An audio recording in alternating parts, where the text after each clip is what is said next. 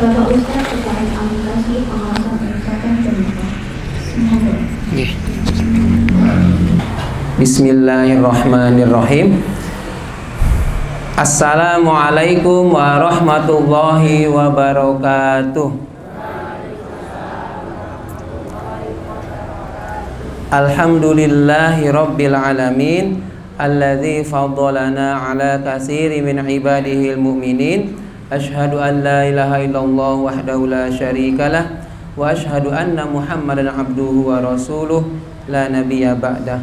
Allahumma sholli wa sallim wa barik ala Muhammad wa ala ali Muhammad wa man tabi'ahum bil ihsani ila yaumil qiyamah. Amma ba'd. Rabbi shrah li sadri wa yassir li amri wahlul 'uqdatam min lisani yafqahu qawli. Ibu bapak, adik-adik jamaah Masjid Nurul Huda 19, kajian menjelang buka bersama rahimakumullah. Alhamdulillah Allah pertemukan kita semua dengan bulan Ramadan tahun ini. Hari ini masuk ke hari ke-26. Insya Allah nanti malam ganjil ke-27 Ramadan, di mana disebutkan bahwa pada malam ganjil 10 akhir di bulan Ramadan itu akan diturunkannya malam Lailatul Qadar. Bapak Ibu yang rahimakumullah, mari bersama-sama kita meraih malam Lailatul Qadar. Boleh di masjid i'tikaf atau di rumah masing-masing. Mungkin ini sebagai prolog ya, disampaikan oleh beberapa yang pernah mengisi di sini. Barangkali saya mengingatkan, ketika malam Lailatul Qadar itu ada, Siti Aisyah istri Nabi Muhammad SAW bertanya, apa yang sebaiknya aku baca ketika aku mendapatkan malam Lailatul Qadar? Maka kata Rasul, faquli Allahumma innaka afuwun tuhibbul afwa fa'fu anni. Ucapkanlah olehmu wahai Siti Aisyah doa Allahumma innaka afuwun tuhibbul afwa fa'fu anni. Ini artinya doanya sederhana, bisa bagi ibu-ibu yang barangkali pas malam ganjil ini itu lagi palang merah ya, atau sedang head. Bapak-bapak kan gak mungkin palang merah ya. Ada yang palang merah? Mungkin bisul ya, pecah. Oke, jadi silahkan diamalkan doa Allahumma innaka afuwun tuhibbul afwa fa'fu anni. Inti dari doa ini adalah memohonkan ampunan dari Allah. Jangan sampai kita mengakhiri Ramadan tahun ini atau bahkan tahun-tahun sebelumnya itu tanpa mendapatkan ampunan dari Allah. Presiden ya di pemerintahan itu kan ada istimewa. Misalnya tanggal 17 Agustus itu akan memberikan remisi ya, atau apa namanya itu. Jadi ada pengurangan bahkan pengampunan bagi para tahanan. Mereka yang akan mendapatkan pengurangan atau remisi hukuman itu kalau mereka mengajukan diri dan memenuhi syarat. Presiden mau berkenan memberikan tanda tangan, lalu turunlah keputusan. Itu presiden. Nah, kalau kita jangan berharap mendapatkan ampunan Allah kalau kita tidak memohon ampun kepada Allah. Maka dari mulai nanti malam nih maghrib itu sudah mulai manjing malam ya. Maghribnya usahakan berjamaah, isanya pun berjamaah. Sekiranya mau tidak bertarawih dengan bersama-sama di sini boleh. Kalau mau lebih bagus. Nanti kemudian malamnya dihidupkan malam Lailatul Qadarnya dengan amal ibadah yang baik. Apakah membaca Al-Qur'an, banyak-banyakin istighfar, baca tasbih, baca tahmid, baca takbir. Kalau dari Allahumma innaka afuwun tuhibbul afwa fa'fu anni itu kan menggunakan kesempatan untuk bertaubat. Nah, saya beberapa waktu yang lalu menyampaikan taubat saintifik dan taubat teologis. Kalau taubat teologis itu taubat yang benar-benar berdasarkan syariat. Ada penyesalan, ada pengakuan, ada penyesalan, kemudian berjanji tidak lagi mengakui, tidak lagi melakukan perbuatan dosa atau maksiat. Kalau dalam bahasa Al-Qur'annya taubatan nasuha. Tubu ilahi taubatan nasuha. Sedangkan kalau taubatan saintifik itu maksudnya taubat yang berdasarkan rasio, rasional. Misalnya buat makan sambal. Jenengan ada sambal dimakan, pedas, pedas. Tetapi begitu besoknya ada sambal, jenengan minta lagi. Nah, itu bukan secara saintifik, itu bukan tobat, itu bukan menyesal. Nah, namanya jangan sampai tobat sambal. Jenengan mohon ampun, ya Allah ampuni dosa-dosa saya. Habis itu berdosa lagi, ya. Artinya jangan sampai kita menghabiskan bulan Ramadan tanpa ada ampunan dari Allah. Silahkan dimanfaatkan malam nanti insya Allah. Hadirin rahimakumullah, kita akan melanjutkan serial wafatnya Rasulullah Sallallahu Alaihi Wasallam. Ini wafatnya Rasulullah. Kalau bahasa Pak Istadi, mana Pak Istadi? Oh, enggak kelihatan ya. Mudik abadi ya, kemarin ya, mudik abadi. Hari apa itu ya? Pokoknya pagi-pagi. Jadi mudiknya seseorang yang abadi adalah kematian kelak ke akhirat. Ini wafatnya Rasulullah. Pada hari ini kita akan menjawab ya. Jadi ada beberapa poin supaya lebih mudah. Misalnya, siapa yang memandikan jenazah Rasulullah? Kemudian siapa yang membantu memandikan Rasulullah, jenazah Rasulullah? Bagaimana memandikan jenazahnya Rasulullah? Kemudian sebelum apakah Nabi Muhammad SAW itu wafat dimakamkannya itu dikafani atau memakai baju yang terakhir dipakai? Lalu di mana jenazah Rasulullah SAW dimakamkan? Yang awal-awal loh ya, bukan yang sekarang di Madinah di Masjid Nabawi. Kemudian yang lain lagi, siapa yang masuk ke dalam kubur Rasulullah ketika Rasulullah mau dimakamkan? Kemudian bagaimana bentuk kuburan Rasulullah? Kapan Nabi dimakamkan? Mengapa jenazah Rasulullah SAW itu lambat untuk dimakamkan, tidak langsung? Lalu di mana makam Nabi saat ini? Ya, maksudnya yang terbaru. Hadirin, kemarin kita sudah bahas sampai Rasulullah SAW itu wafat di pangkuannya Siti Aisyah. Lalu respon para sahabat, Umar bin Khattab itu tidak terima, ditenangkan oleh Abu Bakar. Singkat cerita, kemudian dipesan Rasulullah SAW itu kepada Siti Aisyah bahwa Rasul ingin sekali berada di Rafiqul A'la, yaitu tempat yang tinggi. Tempat siapa itu? Tempat di mana di surga bersama para nabi, bersama orang-orang soleh. Kalau dengan membaca surat Al-Fatihah, an'amta alaihim, yang telah engkau berikan nikmat. Nah, di antaranya adalah para nabi, para syuhada, orang-orang yang soleh. Kita juga kan pengennya itu. Nabi saja, nabi yang maksum itu masih meminta kepada Allah. Jadi kalau kita sebagai makhluk, sebagai manusia biasa kok tidak mau memohon kepada Allah tempat di surga, kebangetan. Nabi saja yang maksum, yang bebas dari maksiat, yang sudah dijamin bakal masuk surganya, itu masih meminta kepada Allah supaya apa? Ditempatkan di Ar-Rafiqul A'la. Ya, kemarin. Nah, kemudian sekarang ke semacam teknisnya Rasul wafat. Setelah Rasul wafat, kita mulai dari siapa yang memandikan jenazah Rasulullah. Nah, kita kalau secara umum ya, kalau begitu ada orang meninggal, maka sudah ada beberapa keluarganya segera memandikan. Ketika Rasul wafat, itu banyak sekali perbedaan pendapat. Apakah Rasul harus dimandikan? Lalu bagaimana dimandikannya? Di antara para sahabat Muhajirin dan Ansor. Lalu Ali bin Abi Thalib itu beliau menyampaikan wasiatnya Rasulullah SAW itu berwasiat kepada Ali bin Abi Thalib. Apa yang diwasiatkan? Saya baca terjemahnya aja.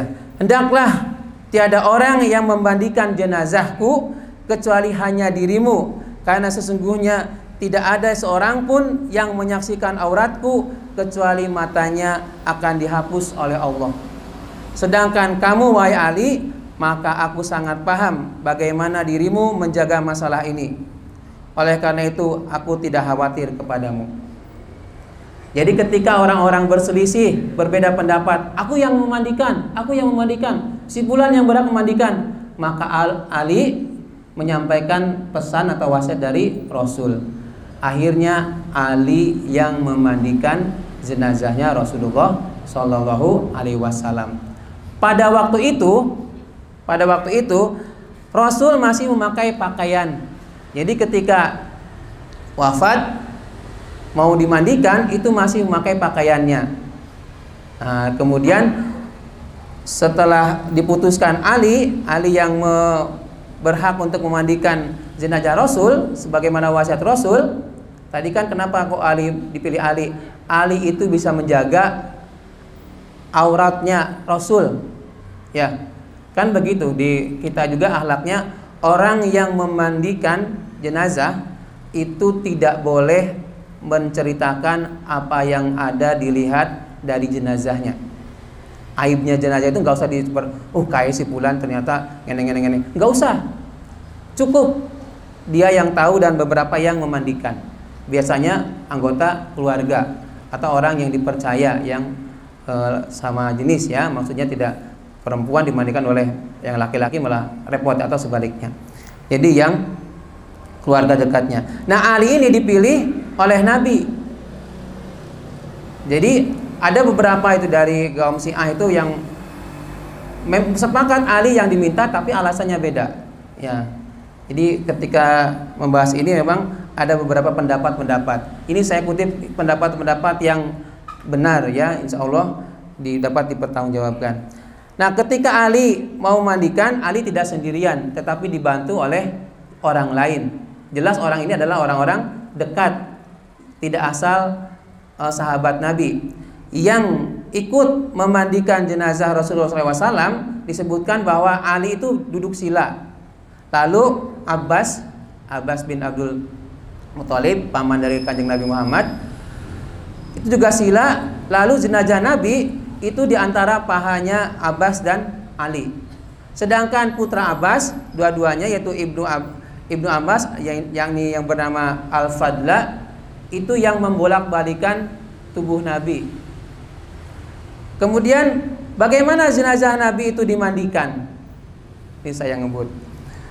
Jadi ketika Nabi dimandikan, itu kan banyak yang berpendapat bahwa apa yang melekat pada Nabi itu tidak dilepas. Nah, memang ketika dimandikan, gamisnya, baju atau busana yang dipakai oleh Rasulullah SAW itu tidak dilepas. Dalam keterangan disebutkan Ali itu menyobek kain, kemudian dia memasukkan ke tubuh Nabi lalu mengusap-usapnya. Sebelumnya seperti yang sudah memandikan jenazah ini, Ali itu bersaksi bahwa Ali yang memandikan Rasul. Ini riwayat Abu Dawud. Riwayat Abu Dawud, kesaksiannya dari Ali. Nah, jadi testimoninya Ali ketika memandikan jenazah Rasulullah. Kata Ali, aku telah memandikan jenazah Rasulullah. Bapak Ibu, ini sambil saya cerita aja ya. Jadi sambil ngantuk-ngantuk juga boleh ya. Insya Allah duduknya jenengan di sini sudah menjadi majelis ilmu, malaikat menyebarkan rahmatnya. Mau duduk sila boleh, mau duduk selonjoran boleh, sambil ngantuk boleh, nggak bakal saya setrap ya. Tenang aja, begitu majene siap-siap bangun ya. Tenang aja. Aku telah memandikan jenazah Rasulullah, kata Ali. Aku mulai memeriksa kotoran yang biasanya terdapat pada mayit. Ini bagian kubul dubur itu diperiksa, kan tadi tekan-tekan ya. Di sini ada yang suka memandikan. Itu jangan asal-asal pocet-pocet gitu ya, pencet-pencet enggak. Ya ditekan pelan-pelan. Termasuk dari kotoran-kotoran, dari lubang-lubang telinga, kemudian hidung ya. Yang dua kubul dubur itu dipastikan. Kata Ali, aku mulai memeriksa kotoran yang biasanya terdapat pada mayit secara umum. Namun aku tidak menemukan sesuatu apapun saking bersihnya Rasul. Kemudian sebab tubuh Rasulullah SAW itu tetap wangi, baik ketika masih hidup maupun setelah wafat. Jadi wafat ketika hidup wangi, setelah wafat pun wangi. Itu kesaksian dari Ali. Lalu pesan Nabi ketika masih hidup itu pengen dimandikan dengan 7 geriba. Geriba itu semacam ukuran ya, air dari air sumur tertentu di Madinah sana, di mana sumur itu dikisahkan Nabi pernah ambil air di sumur. Kalau kita mah sumurnya nggak bayangin sumur yang di sini ya, kan di sana padang ya, pada tandus ya. Kalau di tengah sawah biasa itu ada istilah, kalau tempat saya namanya belik. Tahu ada belik di sini, istilah belik. Jadi tengah sawah yang jarang jauh dari sungai itu biasanya dibuat galian lubang, kemudian itu ada air. Nah, saya nggak tahu kalau di sini namanya apa.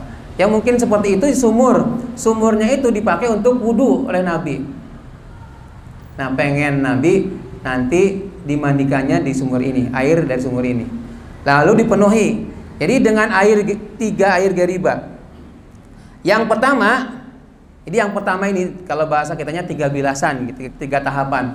Tahapan pertama itu air geriba yang masih murni. Jadi belum dikasih apa-apa. Disiramkan. Di beberapa tempat itu ada yang pakai pelepah pisang ya. Ada yang gitu ya. Ada yang langsung disiramin. Ya tergantung ya. Di satu tahap pertama itu dengan air yang masih murni, air geriba yang masih murni, belum dicampur apa-apa di seluruh tubuhnya. Lalu di tahap kedua disiram dengan air yang sudah dicampur dengan daun bidara.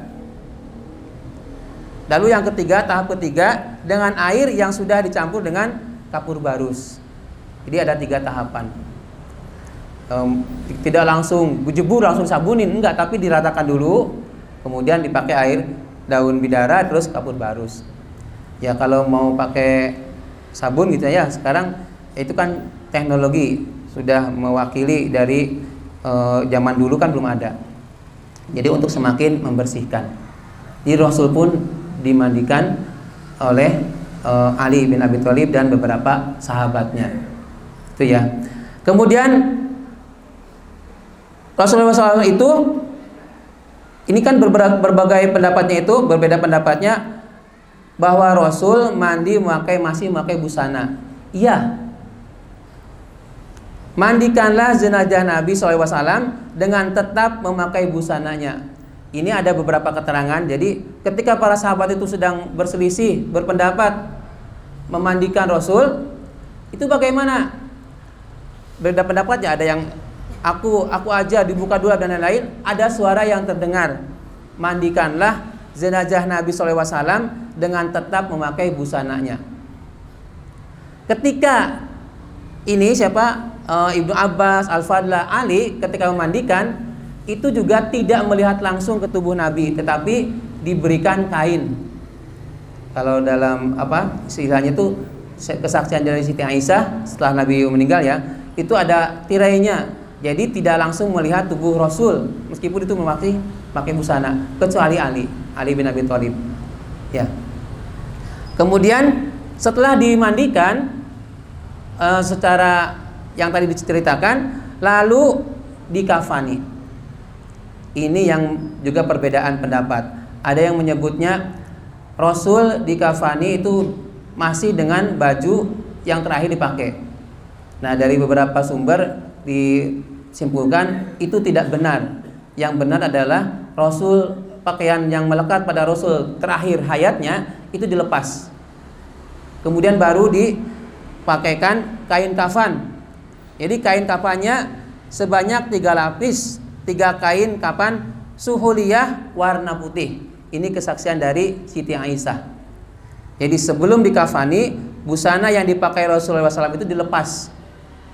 Kemudian baru dikafani dengan 3 kain suhuliyah warna putih. Lalu ada beberapa pendapat. Ada yang bagaimana dengan 5 kain, bagaimana dengan 7 kain. Ini nanti fikih ini ya. Bagaimana kalau diberi 7 kain, 7 lembar. Nah, ada beberapa pendapat sebaiknya seminimal mungkin kain yang digunakan, jangan sampai berlebihan ketika mengkafani jenazah. Itu ya. Jadi ketika itu setelah dimandikan kemudian dikafani. Nanti masalah fikih, Imam Syafi'i itu 5. Lalu para muridnya Imam Syafi'i sampai 7. Ya, 7 kain. Ada yang di sini ada yang tim mengkafani tidak? Ibu-ibu siapa? Nah, ini bisa bercerita itu ya bagaimana mengkafaninya ibu-ibu dengan yang bapak-bapak ya, mayit laki-laki dengan mayit perempuan. Oke. Jangan minta saya jadikan praktek mayitnya, nggak usah ya. Jadi dulu ini intermezzo dulu biar bapak ibu nggak terlalu serius. Saya punya teman itu ketika praktek jenazah dari Kemenag, itu ada yang Kemenag itu kan lupa bonekanya satu tim tapi bonekanya nggak kebawa. Lalu ada seorang teman guru, saya aja jadi yang dipraktekkan. Oh ya enggak, jangan. Meskipun bagusnya real gitu ya orang, tapi jangan ya. Mending gunakan boneka atau ya simulasi, namanya juga simulasi ya. Kalau iya nanti dipocongin gimana? Diikat malah repot. Jadi terbayang nanti. Oke. Kemudian berikutnya setelah dikafani kan disolatkan. Nah, pertanyaannya, ini mah iseng-iseng boleh tanya jawab ya atau tidak ya. Apakah jenazah Nabi Muhammad SAW itu disolatkan? Ya atau tidak? Jawab iya, takut enggak. Jawab enggak, takut iya. Menang wae. Kan tadi saya bilang iseng aja Bu, enggak bakal saya hukum. Jenazah Rasulullah SAW setelah dikafani tetap disolatkan. Lalu yang menjadi perselisihan dari beberapa sahabat itu adalah siapa yang memimpin atau mengimami sholat jenazahnya Rasulullah SAW. Kira-kira sinten Bu? Paling senior tuh Abu Bakar. Sing paling cara Ali. Yang lebih dekat dikit Umar. Atau Abbas, Abdul Muthalib, pamannya Nabi. Kira-kira siapa yang menjadi imam sholat jenazahnya Rasul? Sebut aja semua Pak, Ibu ya. Abbas, sanes. Umar, sanes. Ali, sanes. Abu Bakar, sanes. Lah terus apa? Nah, inilah kemudian Ali bin Abi Thalib juga memberikan pencerahan kepada orang-orang para sahabat kaum Muhajirin dan Ansor yang tinggal di Madinah ketika mau mensolatkan Rasulullah SAW, jenazah Rasulullah SAW, siapa yang berhak menjadi imam. Lalu kata Ali bin Abi Thalib, saya ambil yang terjemahnya aja ya langsung. Rasulullah SAW adalah imam kalian, baik ketika beliau masih hidup maupun setelah beliau wafat. Oleh karena itu hendaklah tidak ada yang mengimami sholat di hadapan jenazah beliau. Jadi tidak ada yang menjadi imam.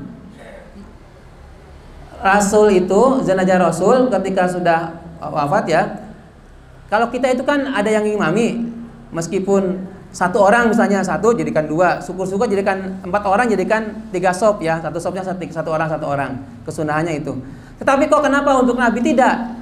Ali menjawab bahwa Nabi Muhammad itu adalah imam kalian selagi beliau masih hidup maupun sudah meninggal. Jadi kalau misalnya ada yang jadi imam untuk mensolatkan Nabi, wah itu berarti sudah ada seolah-olah dengan bahasa kitanya itu melecehkan derajatnya Nabi. Maka diputuskan tidak ada yang jadi imam, tetapi teknisnya diatur. Yakni ada yang menyebutkan berkelompok-kelompok dari keluarga Nabi 10-10 ruangannya kecil ya, tidak sekarang kan di Masjid Nabawi besar, dulu kan tidak. Makanya ketika persolatan saya pernah menyampaikan, Rasul itu kan separuh badannya itu di masjid, separuh di rumah. Ketika mau, terima kasih. Saya pindah dulu ya biar nggak kesampar ya. Takutnya saya terlalu antusias lah. Jadi sebagian di masjid dan sebagian di rumahnya, di kamarnya, ketika menunggu sholat subuh, ya, ataupun pas tidur siang sebelum zuhur. Jadi dulu memang berdekatan. Nah, sekarang kan beda ya, udah jadi masjid. Jadi Rasulullah SAW itu ketika wafat, setelah dikafani, disolatkannya, tidak ada yang memimpin imam. Diawal dari kelompok keluarganya dulu, ya. Kemudian kaum muhajirin, kaum ansor, bergiliran, satu masing-masing sholat sendiri-sendiri. Tidak ada yang memimpin, semuanya sholat tapi sendiri-sendiri. Setelah itu baru perempuan, setelah itu baru anak-anak. Nah, kebayang. Ada yang menyebutkan semakin banyak orang yang takziah, yang mensolatkan, maka semakin baik jenazah tersebut, maksudnya orang yang meninggal tersebut. Ya, semakin banyak orang yang bukan layatnya ya. Dan sedikit kan banyak yang layat tapi belum tentu menyolatkan ya. Itu yang disayangkan ya. Ini bukan menyindir atau ini ya, cuma mengingatkan aja. Sebaiknya ketika takziah itu sebisa mungkin kalau memang keburu ya, itu ikut mensolatkan, bukan sekedar menghadiri. Ini misalnya prosesinya di sini, tapi nongkrong-nongkrongnya di sana sambil cerita kemana-mana. Ngerti-ngerti begitu bubar. Ini untuk evaluasi kita semua ya. Bagusnya ikut mensolatkan sebagai kita ta'zim kepada mayit. Dan kita juga pengennya semua orang semakin banyak orang yang menyolatkan ketika kita sudah meninggal. Itu ya. Ini introspeksi aja ya. Baik, kemudian orang-orang mensalati jenazah Rasulullah secara berkelompok tapi tidak ada yang menjadi imam. Mereka sholat sendiri-sendiri alias piyambak. Oke. Berikutnya, di manakah jenazah Rasulullah SAW dimakamkan? Ini pun menjadi perdebatan lagi. Setelah disolatkan, lalu pertanyaannya muncul, ini Rasul mau dimakamkan di mana? Ada yang menyebutkan di Baqi. Di Baqi itu kan tempat para syahid, para syuhada. Mereka banyak yang wafat, syahid, kemudian dimakamkan, dikuburkan di sana. Rasul SAW kan kemarin juga sampaikan, sebelum menjelang wafat, jadi hari-hari terakhirnya itu Rasul sempat dulu ke sana ziarah ke Baqi, di mana tempatnya itu adalah makamnya para syuhada, orang-orang muhajirin, ansor yang sudah beriman dimakamkan di sana. Lalu Rasul memohon doa ampunan kepada Allah untuk ahli kubur. Ya, jadi ziarah kalau mau mendoakan orang ahli kubur ya, Nabi juga pernah sebelum wafat mendoakan ahli kubur di tempat pemakaman Baqi. Lalu pendapat itu kemudian ada yang berpendapat di Baqi saja. Enggak, di Mekah aja tempat lahirnya, di Madinah aja. Lalu diputuskan Abu Bakar ini yang berpendapat, yang mengingatkan. Ini cepat banget ya. Kalau apa yang disampaikan Abu Bakar, ma qudya nabiyyun illa wadufina haitsu qubido. Tidak ada seorang nabi pun yang meninggal dunia kecuali dia akan dimakamkan di tempat dia dicabut nyawanya. Maka ketika tempatnya, ranjang tempat tidurnya Rasul yang dari pelepah itu, disitulah Rasul dimakamkan. Kalau sekarang kan menjadi di kompleknya Raudhah ya, Mas Haji ini mungkin sudah pernah ke sana. Ada 3 makam, ada makam Rasul, makam Abu Bakar, dan makam Umar. Jadi agak nyerong gitu ya, agak zigzag gitu ya, diagonal.